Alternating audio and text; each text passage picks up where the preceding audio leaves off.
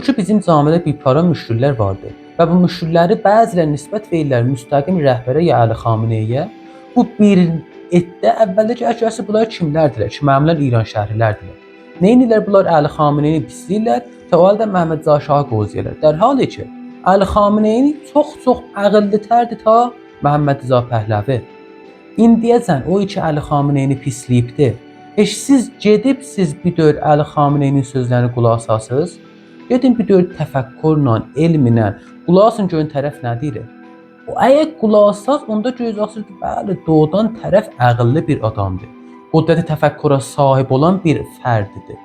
O fərdin əgər doğrudan sözlərinə əməl olsa, sözlərinə qulaq assaq Əli Xameneyinin, biz doğrudan müvəffəq bir ölkə olduq.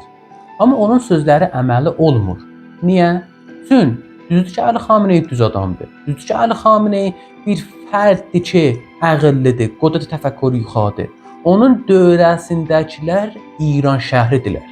Bu İran şəhri köküdür, bu İran şəhri əngəlidir ki, qoymur Əli Xameneyinin dedikləri burada bizim ölkədə yeni olsun. Və ta vaxt ki, bu kaftarlar, İran şəhərlər getməyiblər, heç bir aslan eləyə bilməyəcəkdir ki, İran ölkəsində öz dediklərinin yeridə və düz yolu در واقع ابلاغ eləyə bütün ölkə.